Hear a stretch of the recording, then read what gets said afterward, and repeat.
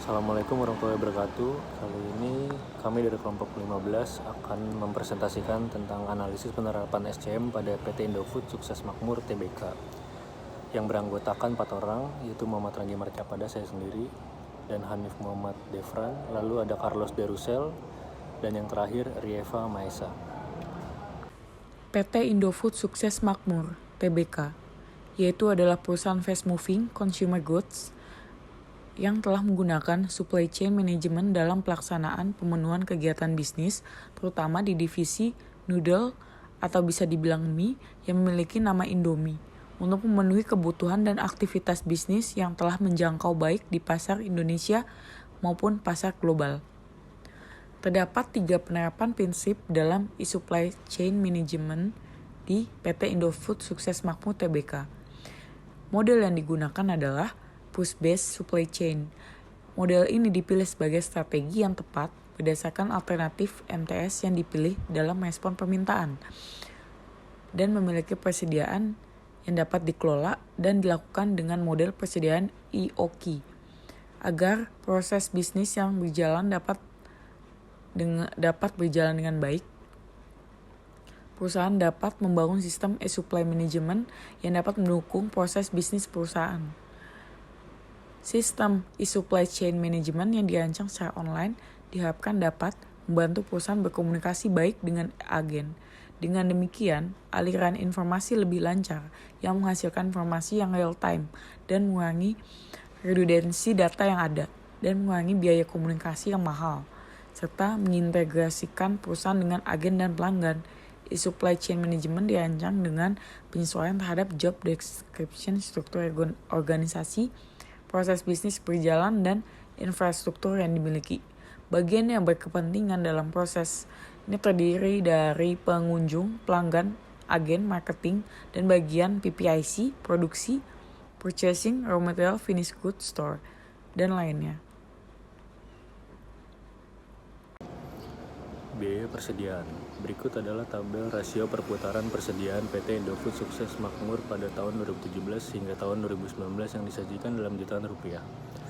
Yang pertama, tahun 2017 beban pokok penjualan sebesar 50.416.667, persediaan sebesar 9.792.768 dengan rasio 5,15. Pada tahun 2018, beban pokok penjualannya ada 53.182.723 dengan persediaan 11.644.156 dengan rasio 4,57. Dan tahun 2019 beban pokok penjualan ada di 53.876.594 dengan persediaan 9.658.705 dengan rasio 5,58. Rasio perputaran persediaan. Berdasarkan tabel rasio perputaran persediaan di atas, dapat disimpulkan bahwa PT Indofood Sukses Makmur mengalami fluktuasi dari tahun 2017 hingga 2019. PT Indofood Sukses Makmur mengalami perputaran rasio sebesar 5,15 kali dalam tahun 2017, kemudian mengalami penurunan perputaran rasio dari tahun sebelumnya menjadi 4,57 kali perputaran pada tahun 2018. Penyebab dari penurunan rasio perputaran ini adalah karena jumlah beban pokok penjualan serta jumlah persediaan yang meningkat. Namun pada tahun 2019, PT Indofood Sukses Makmur mengalami peningkatan perputaran rasio persediaan menjadi 5,58 kali dalam setahun. Penyebab dari peningkatan perputaran rasio ini adalah karena jumlah beban pokok yang meningkat dan jumlah persediaan yang menurun. Rasio perputaran persediaan. Kesimpulan dari 3 tahun rasio perputaran persediaan PT Indofood pada tahun 2017 hingga 2019 adalah secara keseluruhan perputaran persediaan ini menunjukkan bahwa PT Indofood Sukses Makmur memiliki perputaran persediaan yang tidak baik karena perputaran persediaan perusahaan di bawah 20 kali menurut standar umum. Hal ini disebabkan oleh besarnya jumlah persediaan. Kolaborasi perencanaan dan kolaborasi pengembangan produk. Dari distribusi, Indofood Distribusi Group memiliki jaringan distribusi yang paling luas di Indonesia, menembus hampir setiap sudut Nusantara.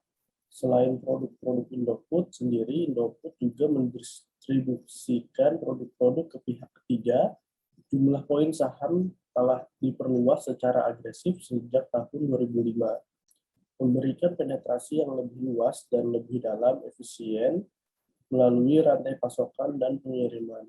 Stok poin berlokasi di daerah-daerah dengan kepadatan tinggi gerai retail, termasuk pasar tradisional, memungkinkan masing-masing titik saham untuk melayani wilayah geografis dekat didapatkan dalam waktu sesingkat mungkin. Oke, saya akan membahas tentang Corporate Social Responsibility. Jadi itu Indofood Corporate Social Responsibility atau bisa disingkat dengan CSR, program andalan dari komitmen untuk membantu anggota masyarakat yang lebih luas dan membuat kontribusi yang optimal kepada masyarakat. Oke, dalam Indofood Corporate Social Responsibility, selama tahun 2007, Indofood secara keseluruhan program dikembangkan dilaksanakan berdasarkan 5 pilar dasar jasa jangka panjang. Kami CSR filosofi yang memiliki filosofi membangun human capital, mempertahankan kohesi sosial, memperkuat nilai ekonomi, mendorong good governance, melindungi lingkungan. PT Indofood menggunakan produk Indomie untuk berkolaborasi dengan produknya sendiri yaitu Citato. Dengan brand Citato dan Indomie merupakan brand yang masing-masing telah memiliki nilai kesadaran merek yang tinggi di mata masyarakat. Perjalanan lebih dari 20 tahun dalam industri makanan ringan dan mie instan menjadikan kedua brand tersebut menjadi favorit masyarakat Indonesia. Citato dan Indomie melakukan co-branding pada tahun 2016 dengan tujuan untuk memberikan sensasi baru terhadap kelangsungan produknya. Dalam hasil penelitian itu ditemukan bahwa perkenalan akan produk Citato Indomie tidak begitu sulit. Menjadi tidak begitu sulit dikarenakan tingkat kesadaran merek yang sudah tinggi. Oleh karena itu Citato Indomie menggunakan tools Instagram dalam memasarkan produknya dengan pendekatan yang hanya memanfaatkan tenaga buzzer, media sosial dan memviralkan hal tersebut.